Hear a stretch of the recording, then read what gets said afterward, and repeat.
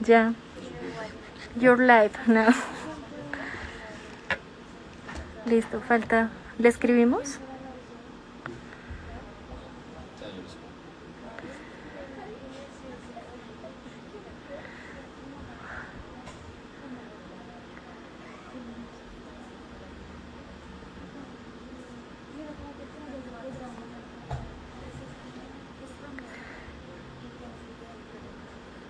Buenas tardes a todos los seguidores que se están conectando. Permítanos un momento, por favor. Ya empezaremos la transmisión en unos segundos.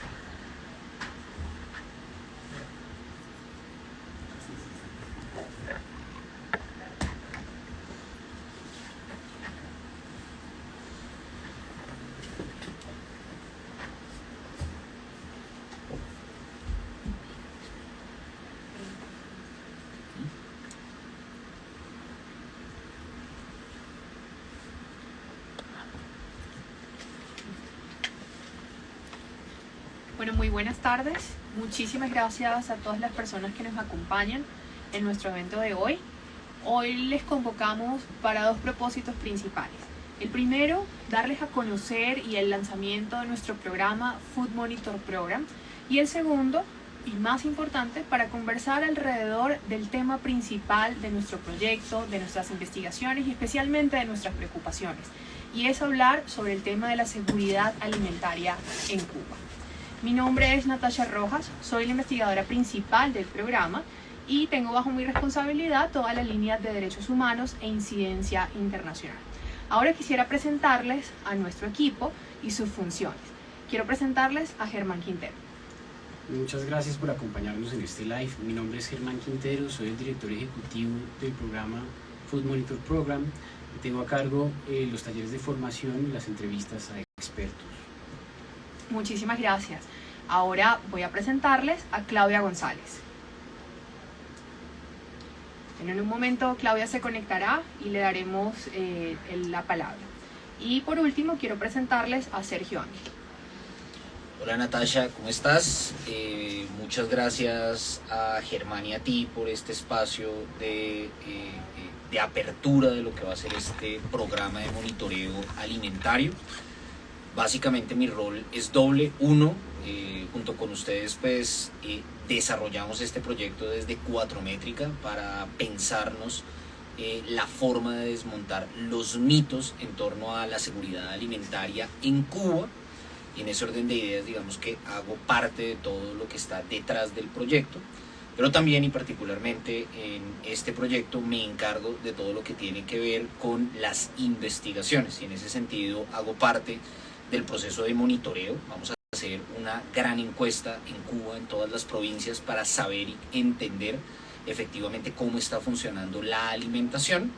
Y también estoy trabajando en un proyecto más de corte cualitativo que hemos llamado Cotidianas y el que muy pronto van a saber todos y que tiene que ver con una forma de aproximarse a través de las imágenes de la manera como se vive la alimentación en Cuba. Muchísimas gracias a ambos y seguimos a la espera que Claudia pueda restablecer su conexión y también puedan conocer el trabajo tan importante que ella está haciendo en nuestro proyecto. Como les comentaba, como ya conocen un poco sobre nuestras actividades y lo que hacemos, y ese mix un tanto que intentamos llevar de ese diálogo que hay un poco con la investigación formal, con temas de investigación formativa, pero también con la incidencia y trabajar específicamente con esas personas que son víctimas y que resisten y que día a día son quienes realmente están sufriendo los embates de estos regímenes autoritarios. Ahora queremos conversar un tanto y seguramente es la pregunta que muchas personas se hacen y es ¿de qué se trata esto de seguridad alimentaria? ¿Cómo llegamos a este tema? ¿Por qué es relevante? ¿Y por qué insistimos en la idea que este tema de derecho a la alimentación hay que ponerlo sobre la mesa cuando hablamos de derechos políticos y también de los derechos sociales, económicos y culturales? Para ello quiero empezar preguntándole a Germán, ¿cuál es el rol o la misión de nuestro programa o cómo proyectamos de alguna u otra forma o cómo proyectas tú principalmente como director de este proyecto la misión de nuestro programa frente al tema de la alimentación? Natasha, nosotros venimos trabajando un asunto que es muy importante y es precisamente encontrar una relación directa entre las libertades civiles, políticas, el goce de derechos sociales, económicos y los demás derechos que están consignados en los distintos instrumentos de derechos humanos y los tratados internacionales desde la perspectiva de la seguridad alimentaria.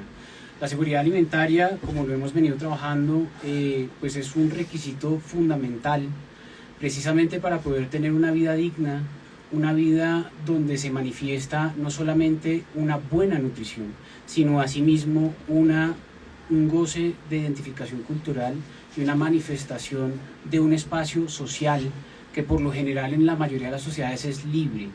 Una de las cosas que más nos preocupa en Cuba es que precisamente hay un mito, que es que hay alimentación, nadie se muere de hambre, pero en la vida real lo que queremos ver y lo que hemos hecho con esta investigación es precisamente revisar en qué consiste ese no morirse de hambre.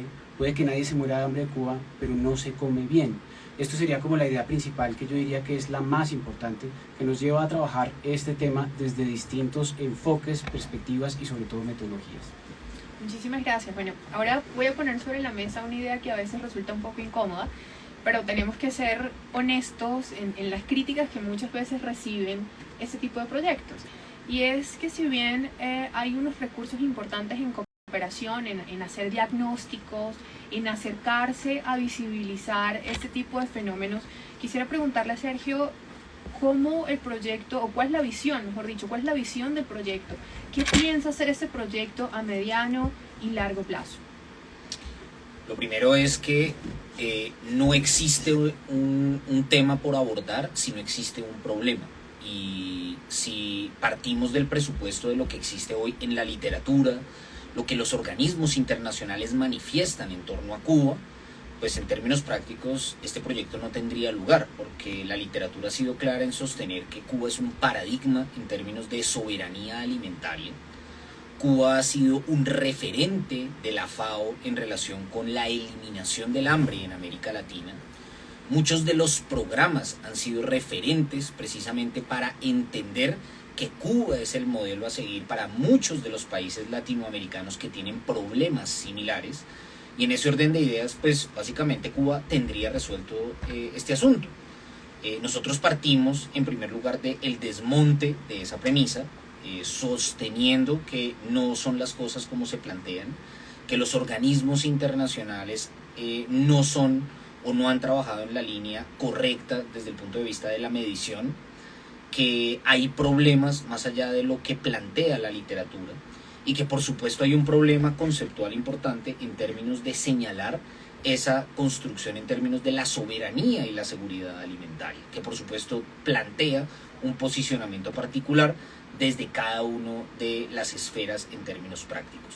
Dicho esto, lo primero que estamos desarrollando nosotros, un proyecto que recién comienza, es en primer lugar establecer un diagnóstico, tener claridad efectivamente de qué es lo que está sucediendo en Cuba, de dejar la alimentaria, y con base en eso, a mediano y largo plazo, empezar a pensarnos y proyectarnos desde el punto de vista de establecer en primer lugar un monitoreo, ¿sí? Ya lo planteaba con anterioridad, y es, creo que si no diagnosticamos esto con claridad y dejamos en evidencia cuáles son los problemas que se están presentando hoy en Cuba desde el punto de vista de la alimentación, y para esto, digamos que uno de los plus que se desarrollan en función del trabajo que estamos haciendo desde Food Monitor Program, es que el trabajo no solamente lo estamos haciendo colombianos, en el caso venezolana, y en el caso de Claudia cubanos, sino que también hay cubanos dentro de la isla, es decir, hay un trabajo colaborativo muy importante. Germán hablaba, por ejemplo, de los talleres de formación, ahí también hay una formación, hay que cambiar una cultura. La cultura se ha construido en torno de pensar que en tanto que el Estado me garantiza, yo tengo que esperar, yo tengo que hacer colas. Hoy, por ejemplo, se dejaba en evidencia que ya se habían acabado turnos del día anterior y hay personas que tienen que pasar la noche para entrar a un mercado, ¿sí?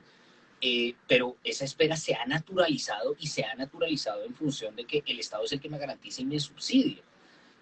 Bajo esa condición, nosotros partimos precisamente de este tipo de estudios, de este tipo de registros, y esperamos que en el mediano plazo podamos dejar en evidencia que desde el trabajo del Food Monitor Program hayan registros claros, sobre todo, por ejemplo, en términos de este monitoreo pero también de denuncia, ¿sí? Y por eso, por ejemplo, los informes que estamos haciendo en clave de derechos humanos, ya hemos sacado un primer informe en el que precisamente Natasha lideró un trabajo para hacer unos estándares de seguridad alimentaria, para cambiar esa matriz informativa y esa matriz de conocimiento que se tiene desde las diferentes organizaciones en torno a la seguridad alimentaria. Ya dejando eso, pensando a largo plazo, pues por supuesto, con base en todos estos talleres de formación, con base en la información recogida, con base en estas denuncias, pues por supuesto, y lo más importante es empezar a pensar en cambiar lo que está sucediendo acá.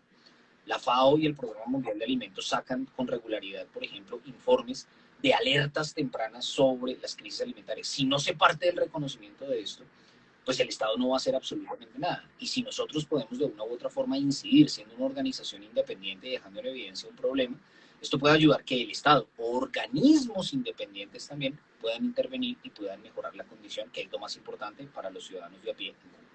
Muchísimas gracias. Bueno, voy a detener la discusión aquí un momento para darle la bienvenida a Claudia, que ya pudo solucionar algunos problemas técnicos, y darle la palabra para que se presente y nos cuente un poco su trabajo en Food Monitor.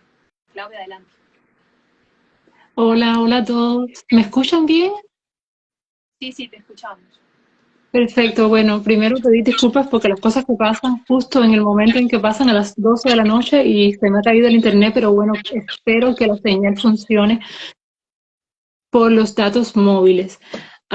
Sí, mi nombre es Claudia González, soy licenciada en Historia y Relaciones Internacionales por la Universidad de La Habana y tengo un doctorado en Estudios Culturales por la Universidad de Justus Liebig en Alemania. Mi especialidad son los temas de política cultural y en regímenes autoritarios, en autocracias, y las respuestas socioculturales, las expresiones del imaginario colectivo frente a estos sistemas.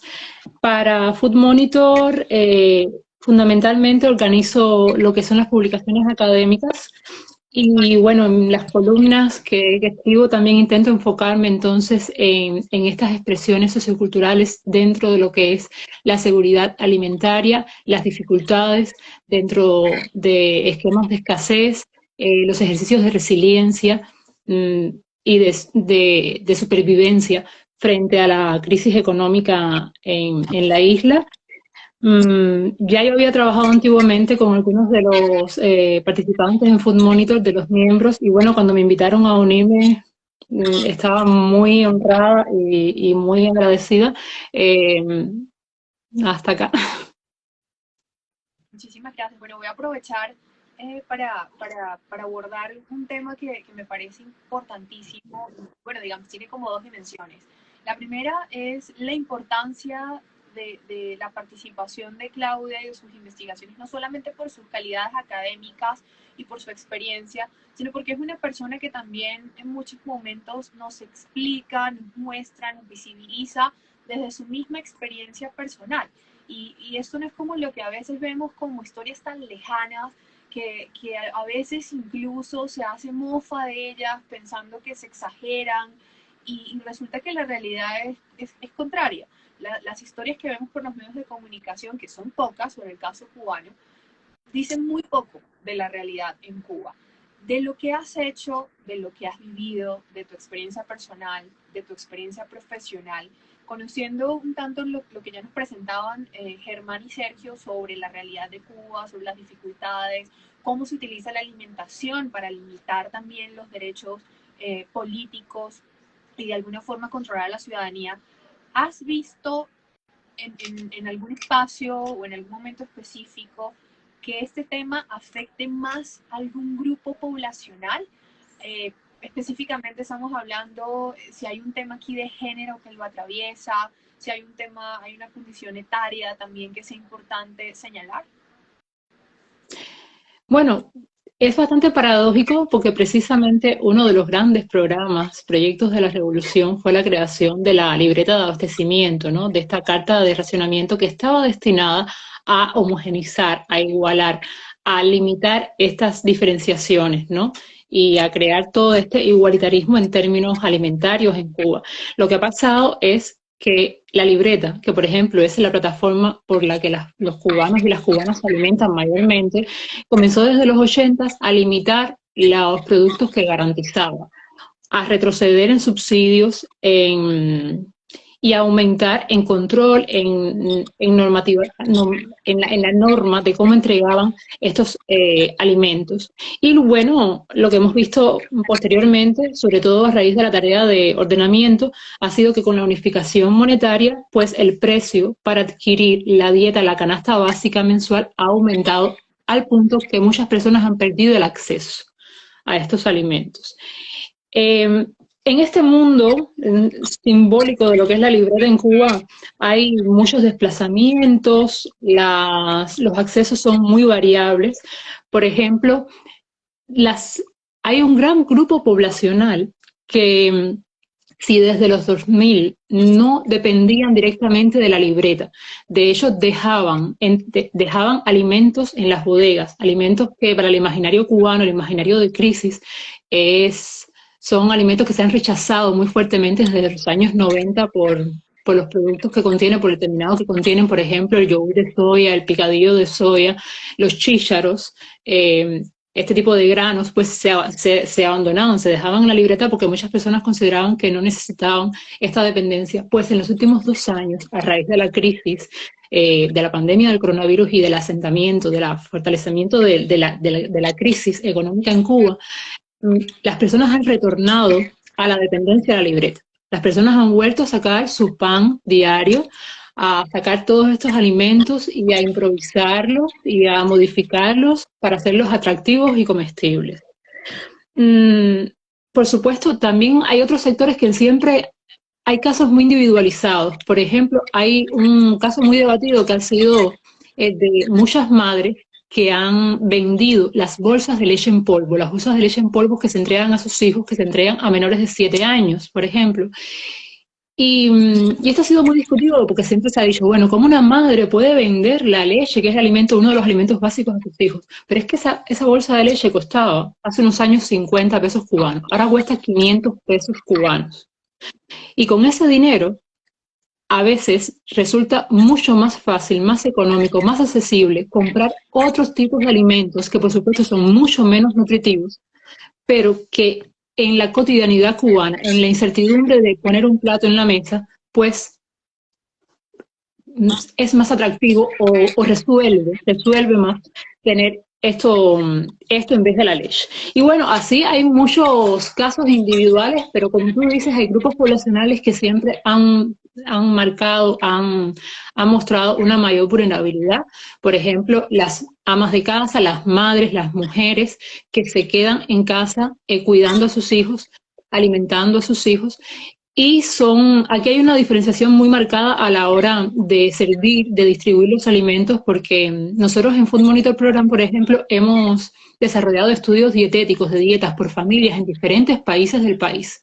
Y esto ha arrojado, por ejemplo, que los adultos de las familias limitan el contenido de proteínas que consumen. O sea, la leche se la dejan a los niños, la proteína, los postres, los alimentos más atractivos se lo dejan a los niños. Y esto tiene incluso mayor peso para la madre, que es la que distribuye, la que sirve estos alimentos, al punto de que hemos compilado testimonios en que las madres dicen, bueno, yo como en otro momento en que no come mi hijo, para que no vea la diferenciación en el plato, ¿no?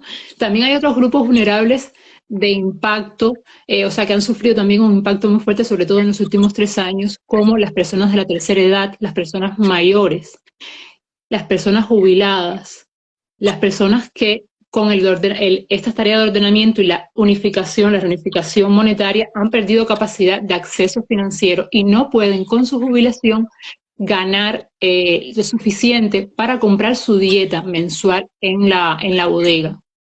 Estas personas han perdido la capacidad de acceso de compra de alimentos. Y también, si pensamos en una mentalidad de crisis, en la coyuntura que está pasando Cuba, son personas que además tienen problemas de movilidad, de desplazamiento, son personas que no pueden desplazarse a otros puntos de la ciudad para comprar los productos básicos. Son personas que no pueden pasar horas en una cola, parados en una cola.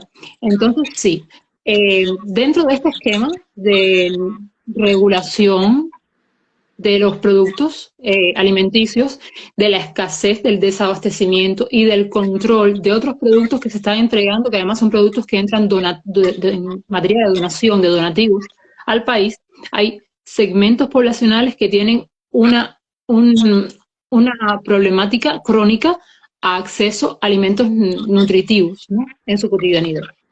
Muchísimas gracias, Claudia. Y claro, lo que comentabas no solamente se repite y lo vemos, y lamentablemente no siempre se visibiliza de esa forma, porque incluso los enfoques, los lentes que utilizamos para el abordaje, no hacemos claridad como esos roles que se asignan adicionales generalmente a las mujeres, y particularmente cuando estamos hablando del tema de la alimentación, a la mujer se le asigna un rol que se considera casi natural, que es el rol de cuidar. Entonces, si esa familia está mal alimentada, corresponde precisamente a las mujeres de ese hogar asumir las cargas de distribuir, son las que muchas veces, digamos, presentan los cuadros de desnutrición más profundos, que se empiezan a cruzar también con sus derechos sexuales y reproductivos, porque tienen un enfoque, digamos, afectan como estos temas, afectan la lactancia materna, entonces eso ya me afecta a las siguientes generaciones, y se vuelve un tanto como una bola de nieve. Y que con frecuencia, como comentaba, no tenemos como esa visión integral de la integralidad, la interdependencia, la conexidad de los derechos. Y precisamente cuando estamos hablando de derechos a la alimentación, en ese tipo de contextos como el cubano, resulta paradójico porque, claro, la raíz de esto claramente es política, de un modelo político que tiene unas condiciones o digamos una estructura económica fallida para la población, ¿no? Muy acertada precisamente para que esos regímenes se sostengan, y poco tiempo le queda a la población para pensar precisamente en la democracia, en ese restablecimiento de las condiciones que los lleva a estar en esa situación de pobreza, y es un círculo bastante difícil de romper. En ese sentido, quisiera preguntarte, Germán, de las investigaciones que se han realizado, de las entrevistas que tú has hecho y de los acercamientos que has realizado, ¿qué relación tiene esto ya con algo que nos adelantaba Claudia de los temas económicos principalmente? Pues hay muchos temas muy interesantes que hemos encontrado relacionados con lo que sucede en Cuba. Creo que uno de los hallazgos más importantes es la cantidad de dinero que las personas tienen que gastar mensualmente para conseguir alimentos. Y lo que habíamos visto básicamente es que terminan gastándose casi todos los ingresos solamente para lograr cumplir con la canasta básica familiar, y esto es incluyendo aquello que está dentro de la libreta de abastecimiento. Es decir, ni siquiera con el subsidio del Estado, que normalmente dura más o menos 10 días o 15 días de la semana, que incluye granos, que incluye aceites, por lo general eso es como la mayor cantidad de cosas que reciben por la libreta, no les alcanza. Otro de estos que es muy importante es que hay un mercado diferenciado que había empezado en primer lugar cuando Cuba tomó la decisión de tener el peso cubano y el peso convertible, donde teníamos dos mercados paralelos. Se elimina el peso cubano convertible y aparecen las tiendas de moneda libremente convertible, generando también una diferencia del acceso a las personas. Esto en un contexto que se supone que es un régimen que está buscando ser igualitario, sobre todo en las cuestiones materiales.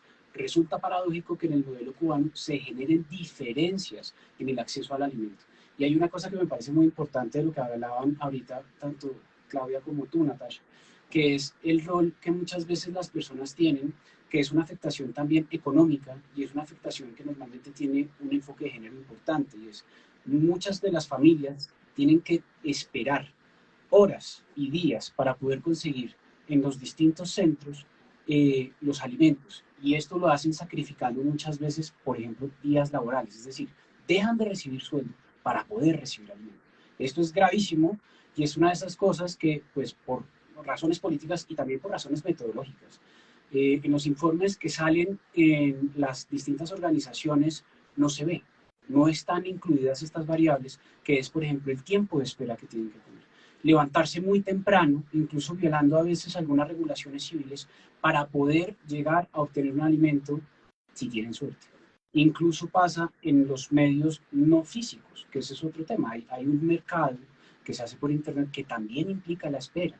No es garantía el hecho de que haya conectividad y acceso a algunos mercados por medio de internet, que la gente obtenga el alimento. Y esto genera dos problemas gravísimos. El primero es dejar de recibir dinero para poder comer, se empieza a generar un ciclo. Y el otro que es muy importante es, esto también tiene una afectación en el ejercicio de los derechos civiles y políticos.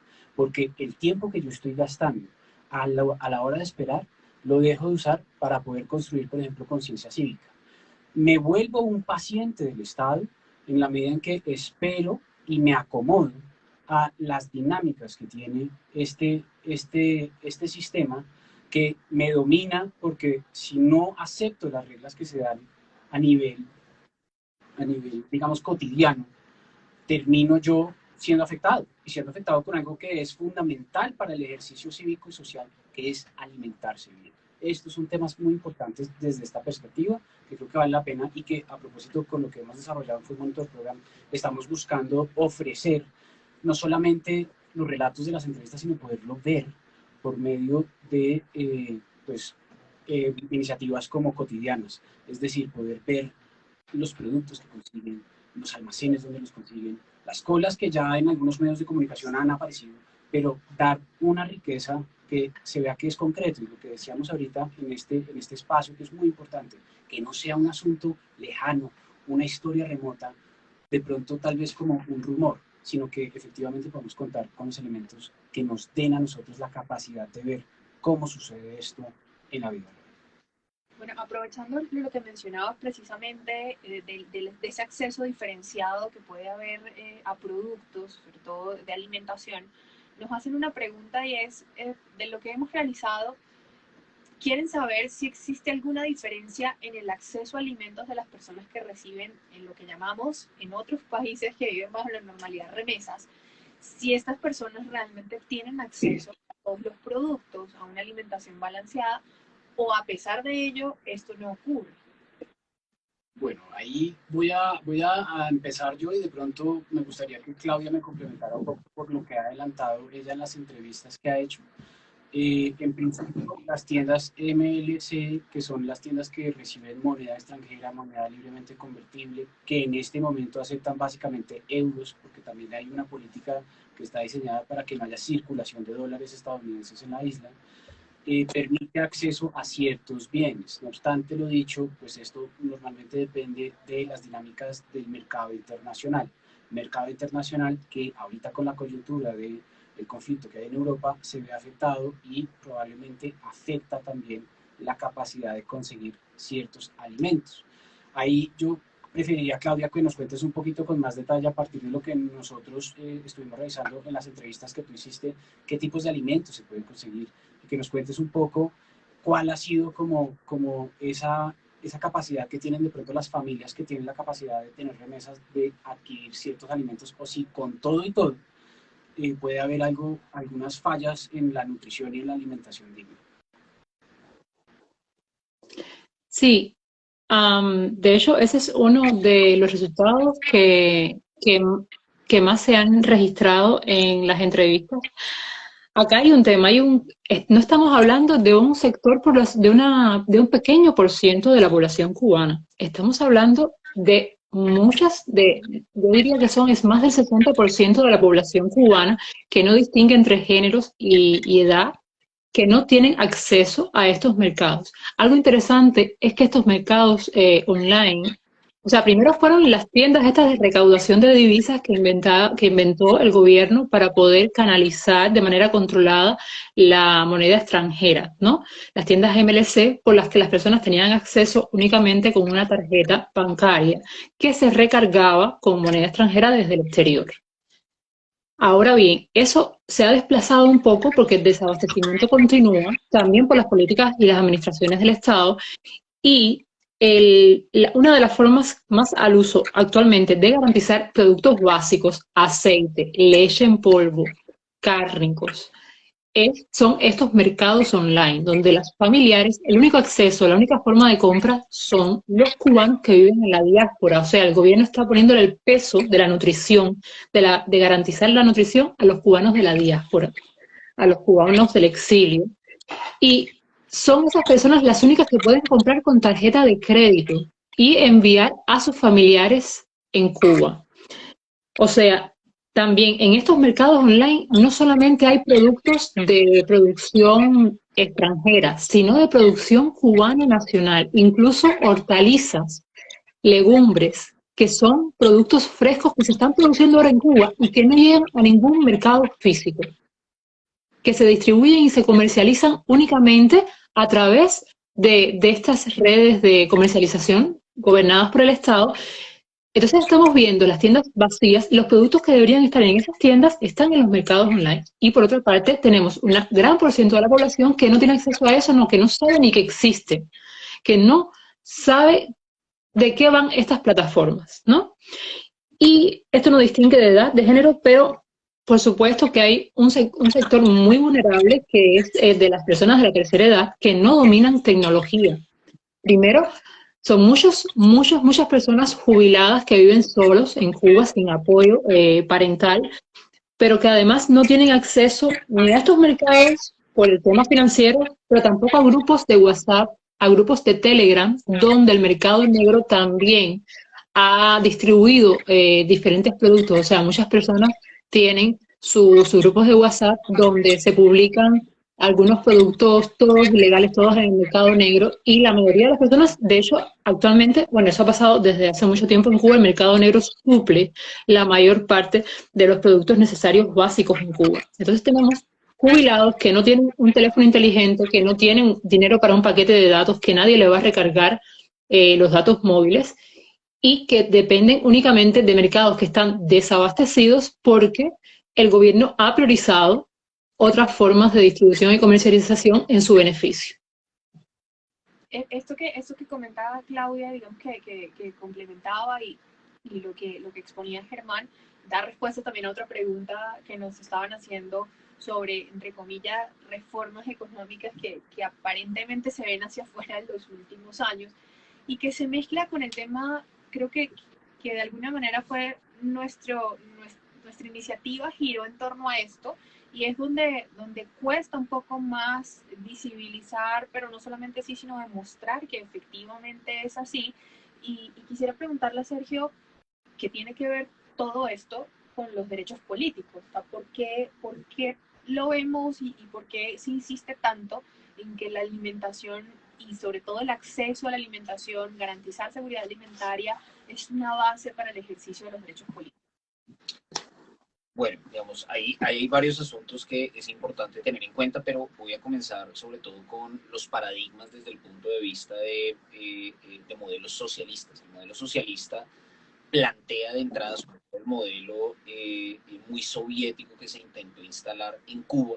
Básicamente presupone una suerte de sacrificios de derechos civiles y políticos a cambio de la garantía de derechos sociales y económicos. Cuando se instala la revolución, precisamente se coartan una serie de derechos. En algún momento el mismo Fidel se le plantearía la necesidad de llamar a elecciones porque llega la revolución y efectivamente se esperaba que hubieran unas elecciones. La respuesta de Fidel en su momento fue: ¿elecciones para qué? En últimas, si estaba gobernando con el pueblo, siendo el pueblo, pues en últimas ya se tenía garantizado lo que tenía que ver con esos derechos sociales y económicos que eran conquistas de la sociedad civil. Si partimos de ese supuesto, efectivamente con el comienzo de la revolución hay una serie de cambios que van a traer una mejoría que en suma se va a traducir en el hecho fundamental de un apoyo de la Unión Soviética.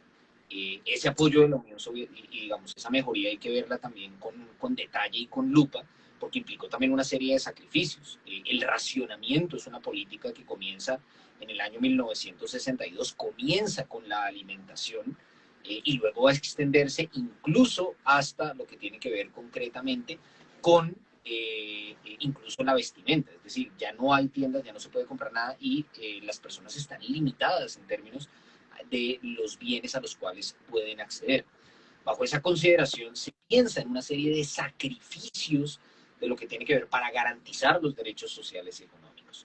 Lo que nosotros exponemos, y es el punto de partida de lo que estamos planteando, es esa mentira sobre la cual se construyó todo el modelo, donde se garantizan unos derechos sociales y económicos, teniendo como base fundamental el hambre, porque Fidel también fue muy enfático en el desarrollo del modelo cubano, y era el hecho de pensar que, por ejemplo, en el sistema capitalista hubieran personas que se lucraran y que mientras había lucro y había ganancia de unos pocos capitalistas, otros tantos millones se estuviesen muriendo. Lo que nosotros estamos presentando aquí es que en Cuba ese mito de haber construido el sacrificio de derechos civiles y políticos a cambio de estas garantías en términos de derechos no existe. En este momento los cubanos no tienen ni derechos sociales y económicos, no hay garantías desde el punto de vista de la salud. Las clínicas que se muestran hacia afuera son comerciales, precisamente para aquellos que se hacen tratamientos como políticos latinoamericanos que lo muestran hacia sus países. No hay derecho en términos de educación porque tenemos un sistema dogmatizado. Y en este caso, lo que es objeto de nuestro estudio es que tampoco está garantizada la alimentación. La libreta de racionamiento es una gran falacia que, como lo decía Germán hace un momento, en términos del estudio que hace el Observatorio de Derechos Sociales, garantiza al menos 10 días. Por supuesto que desde el principio fue pensado como una garantía mínima para no morir de hambre, pero eso no quiere decir que no se pueden conseguir el resto de los alimentos, porque es que la gente, como lo decía Claudia, no tiene acceso a MLC, y en ese orden de ideas pues tampoco puede alimentarse. Y entonces no tienen derechos sociales y económicos, pero tampoco tienen derechos civiles. Entonces el gran sacrificio en un momento se planteó como un mecanismo para poder dar este salto, pues en este momento no está. Y para que esto, digamos, sea visible, porque en algo ha sido muy exitosa la Revolución Cubana y sobre todo el régimen cubano, es en difundir hacia afuera muchos de estos constructos como exitosos, pues básicamente lo que nosotros estamos mostrando acá y lo que vamos a trabajar y lo que estamos profundizando es en evidenciar estos grandes vacíos y las consecuencias que estos traen. Yo quiero cerrar acá para no extenderme más, y es un concepto ampliamente divulgado y es el concepto de soberanía alimentaria. Vemos de manera muy elocuente el pensar que cuando los países producen sus propios alimentos, pues esto resulta bastante satisfactorio en términos de garantías de alimentación para la población. Pero si los países necesitan importar muchos de estos insumos para producir este tipo de alimentos, si al mismo tiempo no hay suficiente capacidad en términos de capital humano para poder producir, si las políticas del Estado son inconvenientes para poder garantizar efectivamente la producción, pues termina sucediendo lo que sucede en Cuba, y es que Cuba importa la mayor parte de sus alimentos. Cuba pasó de ser el principal exportador en términos de azúcar a importar azúcar, ¿sí? Y esa es la gran muestra de que efectivamente esa soberanía alimentaria es un fracaso en el país que se endilgó el éxito en términos de soberanía alimentaria. A propósito que hablas de importar alimentos, Germán, tengo que hacer la pregunta obligatoria que nos hacen por Instagram y que es la pregunta que siempre nos sale. Y es, ¿qué tiene que ver en todo esto las sanciones económicas? Y de alguna forma, ¿cómo se puede desvirtuar que esas sanciones son las que efectivamente producen una crisis que pareciera que fuese una crisis hecha para poder controlar a la población? Aquí hay un asunto que creo que, para no extenderme mucho, se puede resumir en lo siguiente: si hay buena productividad económica y hay buena productividad alimentaria en Cuba, es a pesar del bloqueo. Si hay una mala producción, si hay escasez de alimentos, si no hay acceso, es por culpa del bloqueo. No puede sostenerse ambas posturas, es imposible sostenerlas. Y aquí es importante tener en cuenta que esto no es solamente narrativo, sino que hay datos que están de libre acceso en distintas páginas de análisis económicos que demuestran que hoy por hoy, después de la pandemia, de la gran crisis que tuvimos, sobre todo 2021, de la que estamos saliendo, Estados Unidos hoy es el mayor importador a Cuba de insumos agrícolas y de alimentos. Y que hay un agravante más complejo que, a pesar de todo esto, se da, y es que nosotros, en el imaginario que nos han vendido, pues después de la caída de la Unión Soviética, seguía siendo Rusia en la década de los 2000 sobre todo seguía siendo Venezuela, que tenían aliados Vietnam, serían aliados muy importantes para abastecer ese mercado, pero resulta que en términos de cantidad y de posibilidad, Estados Unidos sigue siendo el socio más importante. Esto es muy importante tenerlo en cuenta, porque ese bloqueo, que a propósito, hay que decirlo acá, sobre todo para la audiencia que no está familiarizada con esto, tiene una intención política, es una suerte de asfixiamiento del proyecto revolucionario cubano, es decir, es peyorativo, que si lo vemos desde otro lado podemos hablar de un embargo económico.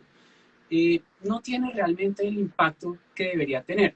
El ejemplo que puso Sergio me parece fundamental.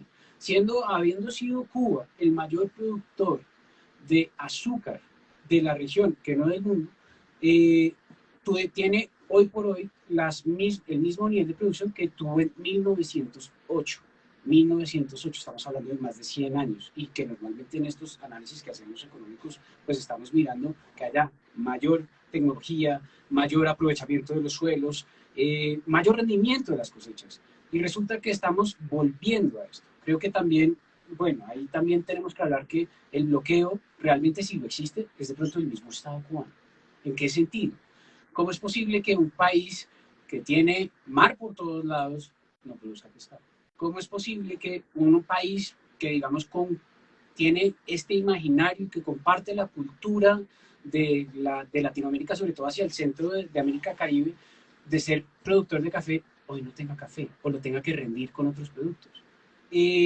Lo que vemos es que no es un asunto de la política exterior lo que afecta, sino es propiamente una incompetencia que a veces, ese es uno de los temas que estamos trabajando, no es solamente incompetencia, sino que es una dominación del mercado, de acaparar por medios de la economía planificada el mercado al detalle y la producción.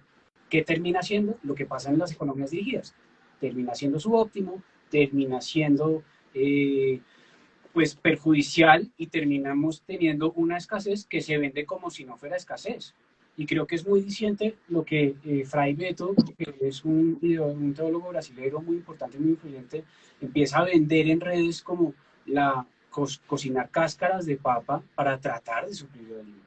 O sea, estamos volviendo a lo que fue el periodo especial, donde vamos a buscar ni siquiera alimentos sustitutos, sino las sobras que serían en otro lugar como parte de la dieta. Estas cosas hacen pensar mucho en este discurso político que se genera y que nosotros buscamos por medio de datos, por medio de evidencias sólidas, desmontar para mostrar que el modelo que se está tratando de vender no solamente es inconveniente para la región, sino que en el mismo país en el que se está aplicando no tiene ningún sentido.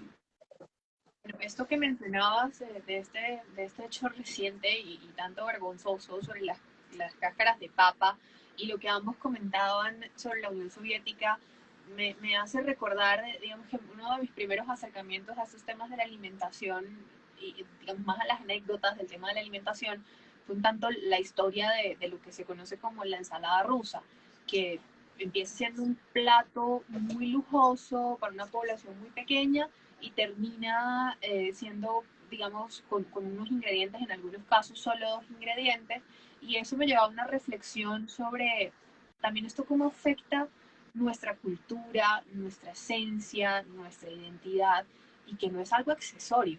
Cuando nuestra identidad se ve amenazada y sobre todo disminuida y de una forma forzada, como se da en ese tipo de contextos, resulta muy doloroso, y hay unos duelos ahí que se tienen que compartir. Claudia, te quisiera preguntar y que nos puedas contar brevemente qué tipo de afectaciones en temas culturales se han dado en el caso cubano, ya para ir cerrando nuestra presentación.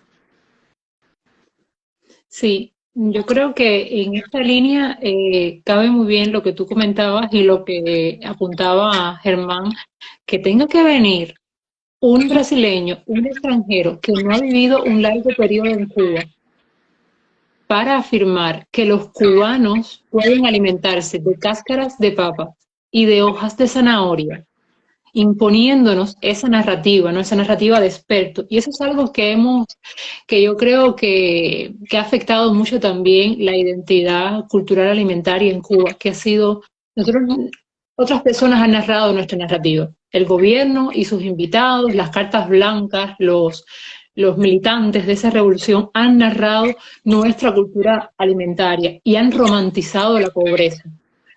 Porque muchos académicos y muchos activistas extranjeros en los años 90 alababan la vuelta a la comida orgánica, a la cocina lenta en Cuba, mientras los cubanos pasaban realmente mucha precariedad a la hora de elaborar y de conseguir un alimento. Sí, hay una cosa que se llama identidad cultural alimentaria, que está fundada en las costumbres, en los rituales, en los saberes y en las tradiciones de cada sociedad, y es lo que representa e identifica a las sociedades como, como típicas hacia otras personas, y eso es algo que creo que hemos perdido los cubanos desde 1959. Cuba tenía una identidad cultural alimentaria muy diversa, resultado de todas las migraciones asiáticas, africanas. Teníamos cocina árabe, incluso polaca, y hemos visto cómo se ha reducido esto a un punto irracional. O sea, durante el periodo de comercialización de Cuba con la Unión Soviética, no existían frutas naturales cubanas como el mamey, el anón, pero el cubano consumía grosellas de Albania o dátiles que venían en latas, ¿no? Entonces, así se ha modificado nuestra cultura alimentaria por un gobierno decisionista, personalista, que ha creado programas y proyectos según a conveniencia y en contexto, y esto claramente afecta mucho también la capacidad de vernos nosotros como sujetos culturales políticos. Algo tan sencillo como decidir qué vamos a comer o qué vamos a consumir, ya tiene una implicación, una postura política y cultural, ¿no? Una postura filosófica, una postura ética. Por ejemplo, una dieta vegana representa una postura ética. Y bueno, yo creo que en este caso, lamentablemente, la identidad cultural alimentaria tan ausente en Cuba como la seguridad alimentaria, pues ha traído como resultado que no hay sentido de pertenencia, no hay un sentido de seguridad, no hay un sentido de bienestar.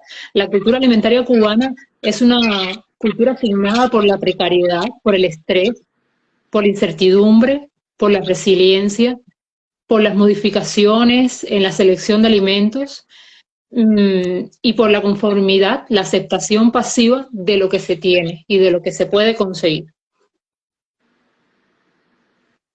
Vale, bueno, hemos tratado de alguna manera recoger las preguntas que nos hacen en este momento las personas que nos están acompañando y hacer una pregunta que creo que recoge parte de nuestro propósito de estar aquí hoy y sobre todo el trabajo que se está realizando y qué beneficio trae o qué importancia tiene la seguridad alimentaria.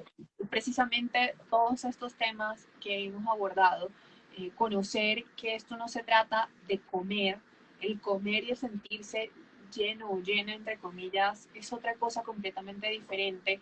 Lo que hablaban de romantizar la pobreza, ¿no? Entonces resaltamos el hecho que alguien puede hacer una comida con 2 ingredientes, o el sacrificio de las mujeres se resalta como las mujeres luchadoras y se les asigna más trabajo, cómo los niños y niñas recurren y tienen que llenarse con otro tipo de alimentos que poco les nutre, y entonces esto cómo afecta a largo plazo en talla y peso y también en capacidades cognitivas de la población, etcétera, etcétera. El tema de la seguridad alimentaria es fundamental, es la base, es más, la base de todas las especies, no solamente en nuestro caso como seres humanos.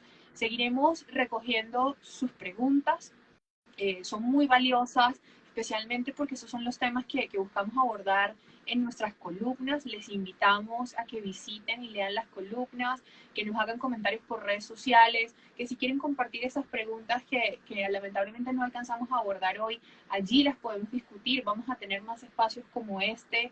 La próxima semana tendremos el lanzamiento de nuestro podcast, donde podremos tener más espacios de interacción, que este sea el primer espacio de muchos, donde precisamente lo que queremos es eso, incentivar el diálogo, que no sea simplemente sentarnos a lanzar un montón de información, sino queremos crear 2 diálogos fundamentales. Uno, con la población cubana, que es la protagonista de este proceso, la protagonista de este proyecto. Y dos, también con las personas que están fuera, que quieren conocer la realidad, que quieren conocer de primera mano lo que está pasando en el caso cubano. Para nuestro cierre, le doy la palabra a Germán y que haga una invitación a quienes nos acompañan y invitarlos a conocer nuestro programa. Pues muchas gracias a todos los que nos han seguido en este live. Este live va a quedar colgado para que lo puedan seguir consultando en nuestra página de Instagram. Nos consiguen como Food Monitor P, FOODMONITORP, en Twitter, en Facebook y en Instagram. Asimismo tenemos la página web que se llama foodmonitorprogram.org. La vamos a dejar, ahí está. Nosotros normalmente usamos pues dejamos en las páginas el link donde pueden consultar nuestras columnas, nuestras entrevistas a expertos, nuestras entrevistas también a las personas que están en esta situación. Lo que nosotros les contamos no es inventado, esto es muy importante que ustedes sepan que estos son relatos que vienen de las personas que están en la isla y que están viviendo esta situación actualmente. Es súper importante que tengan en cuenta esto. foodmonitorprogram.org, nos pueden seguir en redes sociales y estaremos, por supuesto, en estos canales difundiendo lo que vayamos publicando. Muchísimas gracias, Natasha, por el espacio. Muchísimas gracias y bueno, ahora le damos la palabra a Sergio, ya para el cierre. No, yo quería decir solamente dos cosas. Una, que Germán sí hizo el curso de letrear, palabras en inglés sobre todo. Y la segunda, el por qué Cuba, que creo que no lo alcanzamos a desarrollar y me parece muy importante, porque de todos los países latinoamericanos, porque abordamos Cuba. Y quisiera cerrar este espacio básicamente señalando la dificultad de abordar y tomar información en regímenes totalitarios. No tenemos, y ojo a este dato, no hay encuestas independientes fidedignas, ¿sí? No hay ninguna, porque en Cuba está prohibido hacer encuestas. Este es un reto tremendamente grande y creo que como una apuesta metodológica es muy importante, y es cómo se puede hacer investigación en terreno cuando está claramente criminalizada. Y esto acompañado con muchos de lo que decíamos con anterioridad en términos de los mitos. Recientemente salió un informe de los puntos críticos del hambre en América Latina, y nosotros en América Latina básicamente tenemos tres dictaduras: la dictadura cubana, la nicaragüense y la venezolana. Pero Cuba y Venezuela han tenido profundos casos de crisis alimentarias. En el informe, en la introducción, aparece claramente discriminado Venezuela y se dice que Venezuela no se incluye, pero Cuba sí se incluye y no aparece registrado como un punto crítico de hambre, a pesar de todo lo que hemos hablado a lo largo de esta sesión. ¿Por qué? Porque hay una romantización, ¿sí? Porque tenemos, y aparece registrada en nuestra página web, una entrevista con el ex representante de la FAO, donde dice explícitamente que para Cuba la FAO era un instrumento de propaganda. Esto nos lleva a plantear precisamente este gran reto de cómo, y espero que no nos quedemos solamente en Cuba, que podamos irnos hasta Venezuela, que podamos irnos hasta Nicaragua, y que el Food Monitor Program, siendo un programa de monitoreo independiente, pueda abordar estas problemáticas en dictaduras y hacer un registro independiente para evidenciar si hay crisis y si hay inseguridad alimentaria. Con eso quería hacer. Bueno, muchísimas gracias. Como se dan cuenta, todas las personas miembros del Food Monitor Program les gusta mucho hablar y compartir con ustedes lo que se ha levantado, porque de verdad es una información importantísima, valiosa. Como comentaba Sergio, es la primera vez que tenemos la oportunidad realmente de levantar información directamente en la isla. La página, visítenla, van a conseguir información muy llamativa. Cuando tengan ya el lanzamiento del blog, como les hablaba Germán, van a ver imágenes que realmente impactan, pero que hablan por sí solas. Como les comentaba también, la próxima semana tenemos el lanzamiento de nuestro podcast. Y bueno, tendremos muchas otras actividades. Nos gustaría poder abordar todas las preguntas que nos realizan, pero como dijo un gran, lamentable personaje latinoamericano, por ahora tenemos que dar cierre a nuestro evento. No nos queda más que agradecerles por su apoyo, por acompañarnos, invitarles a que nos sigan en nuestras redes sociales, @foodmonitorprogram, que conozcan nuestra página, donde van a conseguir mayor información. Claudia, ¿quieres dar unas palabras ya para nuestro cierre?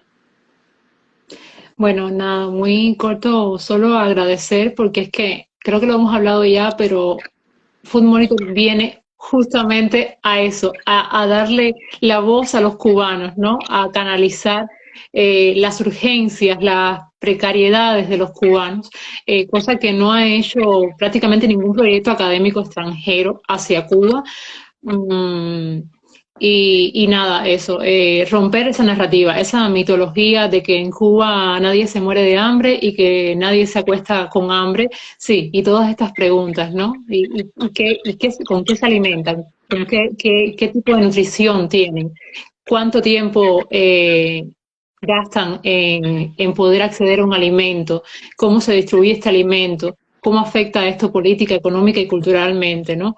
Así que nada, yo agradecer muchísimo al equipo, a la idea de crear un monitor como este y sobre todo desde fuera y con todo el riesgo y la problemática y la energía que toma hacer esto contra un gobierno autocrático que tiene todas las cifras tan escondidas, tan oscuras, tan poco accesibles, ¿no? Muchísimas gracias a ti, a todo el equipo y especialmente a todas las personas, en todas nuestras a personal de apoyo, ya las van a conocer, las iremos presentando también el equipo por redes sociales. Sin todas las chicas que nos apoyan en investigación, en nuestras redes sociales, en nuestra página web, ese trabajo no sería posible. Y muchísimas gracias a ustedes por acompañarnos. Chao, chao.